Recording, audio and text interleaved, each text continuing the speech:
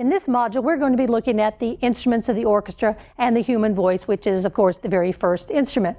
We're going to focus on instruments of the orchestra because that's the music that you'll be listening to for the most part for this class. We're going to start with something you should know already, and that is the piano. We have here a 9-foot Steinway concert grand. It's a big piano, but it's not even the biggest one. There are some 10 and 11-foot models. It's a standard keyboard. Has 88 keys going from here to here in our familiar black and white arrangement. So that's a pretty standard thing. So the piano gets its name from pianoforte. Back before the piano, the instruments that were similar to this, that had keyboards and strings on the inside, couldn't play very loudly. But in the Industrial Revolution in the 1800s, we got much better steel, so we could make a much stronger piano, which allowed us to put even more tension on these strings. They're strung at incredible tension levels, and if you didn't have this big heavy metal board, it would just crumple. So when we got that, we could make the strings much more tight, which means that we can make them play more loudly, they can sustain better. So the piano could now play loud notes. So to distinguish the piano, what we now call the piano, from its predecessors, they called it the pianoforte or piano a forte, piano and forte. So it could play soft and it could play loud, and that was a really big thing. If we didn't have a piano like this now and you went to a concert hall and the piano was playing with orchestra, you would never hear it. It couldn't play loudly enough to be heard over the orchestra. So it's a relatively modern invention. It doesn't come around until the mid-1700s. Before that, we have other keyboards, and that's one of the family names that we give for piano and its relatives, but they were not quite the same. And we will look at the harpsichord, which is one of its predecessors, and see how it's different. So we have the piano, which has strings, lots and lots of strings on the inside. So you might think it would be in the string family, but we don't consider it a string instrument because we don't play it like a string instrument. The strings are not plucked, which would be the only thing that you could do. Obviously, you can't put a bow inside the piano. But what happens in a piano is that when you press a key down, there's a hammer on the inside, and it's not a hammer, doesn't look like a hammer what you would think, but that's what we call it. But it's a striking device. So you press the key, the hammer flies up, strikes the strings. So striking, remember, that's one of the things percussionists do. So we have striking strings, therefore it's in the percussion family. So as we look at the inside of the piano here, we can see that there are lots of strings, and if I talk into it, you can even probably get some stringy sounds sort of coming out of my voice. But we're going to look right here in this little section of the piano so you can see how the hammers work. So I'm going to press a key. The hammer is the part that's way down underneath. It's all white.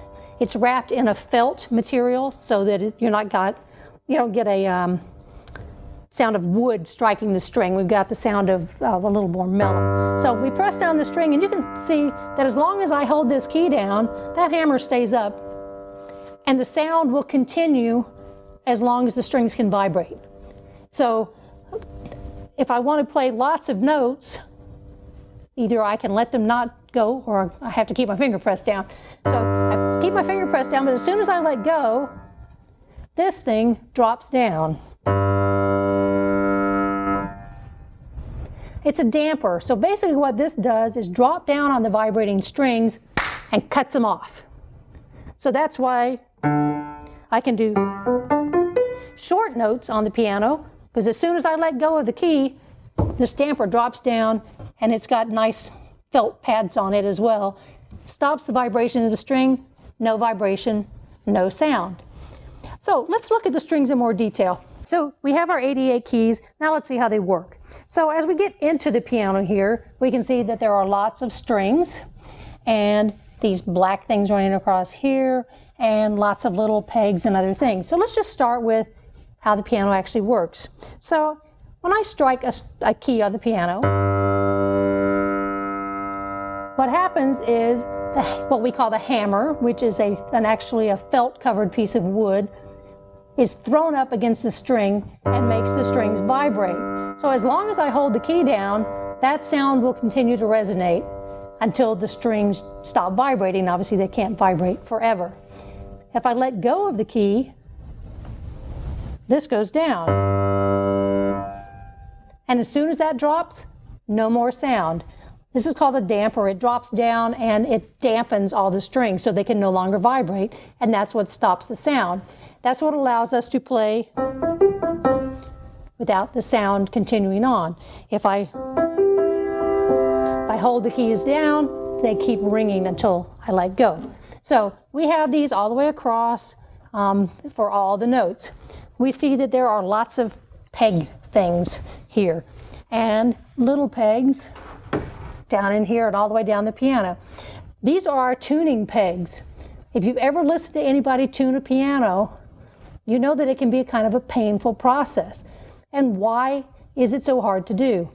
Now, I was raised a Baptist, so I get to make jokes about Baptists. We often talk about Baptist pianos because they're not tuned properly, and they're just, you get these weird sounds. And this is why it happens.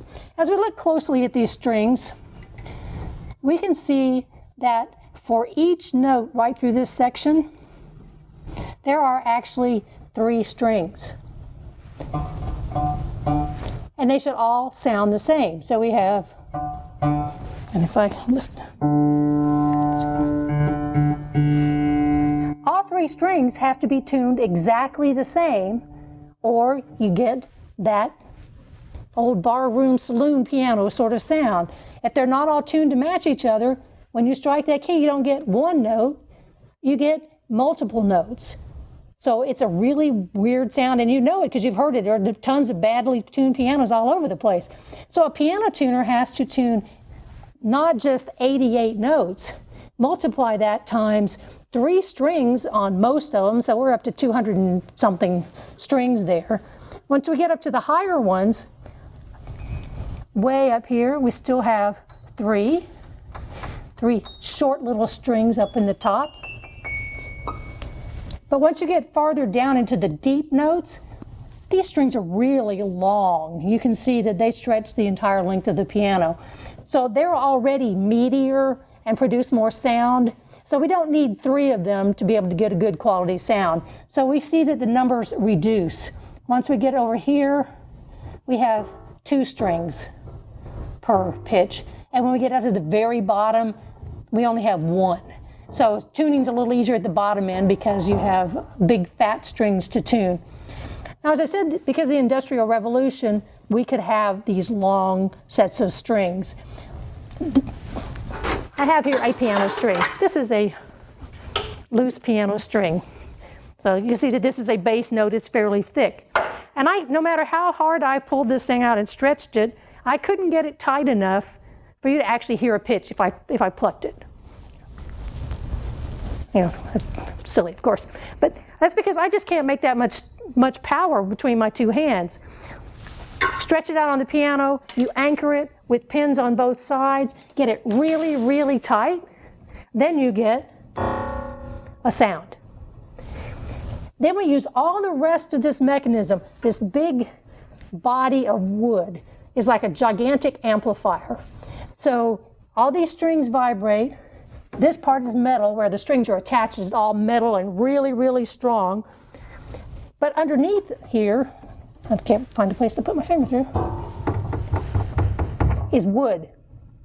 So the only parts that are metal are the things that are actually holding the strings, because that's where the power for the construction has to be. But underneath that is wood. This metal is not going to resonate. It's too hard. It doesn't vibrate. The wood will vibrate. So when we hit a string, we have the string vibrate, it picks up with the wood and it amplifies it. We put the lid up because then that's like another amplifier, you know, it's like a speaker, it's throwing that out there. Here's my sound. So when you go to recitals, if it's a piano solo, they're going to have the lid all the way up just as I have it. But if they're playing with someone, like perhaps a singer, then they will take this down and you can see that there is a short peg right here, so we can make it so it just sticks up a little bit for projection.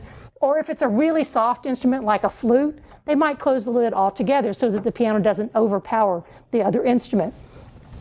So we have seen now that we have all these different strings, we have to tune all these millions of little buttons for tuning, and we have a very strong structure. So now let's look at the pedals on the piano and see what those do.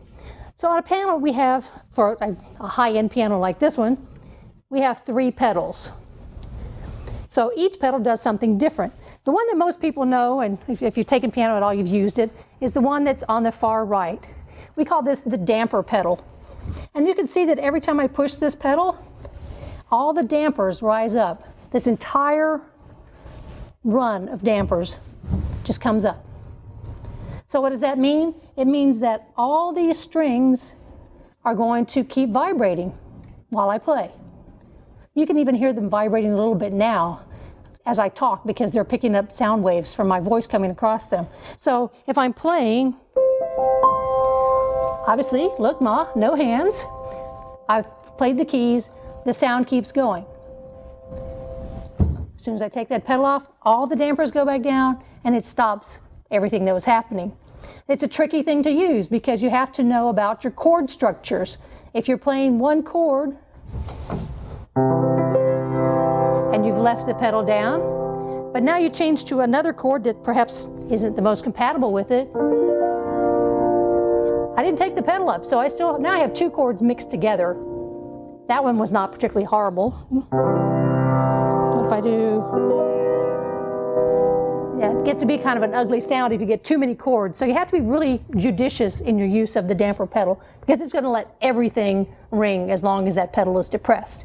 Then let's go to the middle pedal, which is called the sostenuto pedal. Sostenuto is just a fancy Italian word for sustain.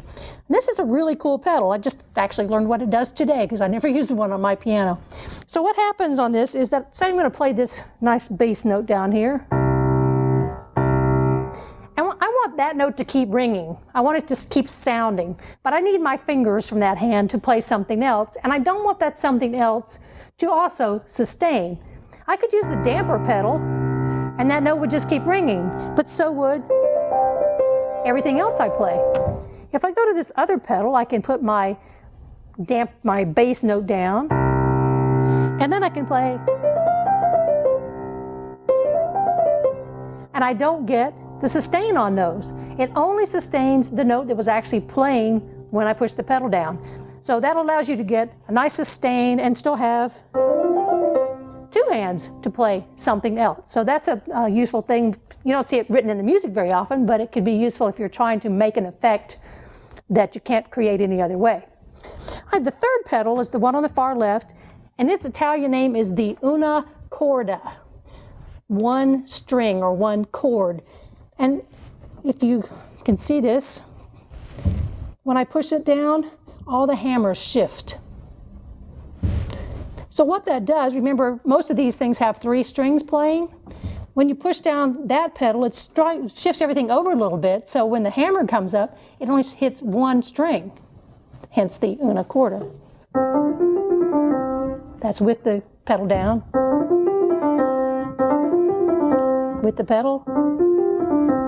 So it basically reduces the amount of sound that's possible. It's a little bit hard to tell unless you have really sensitive hearing that there's a difference in that. But it's usually used if you're trying to get a sort of an ethereal kind of sound, or perhaps you want it to sound more distant than the other sounds of the piano.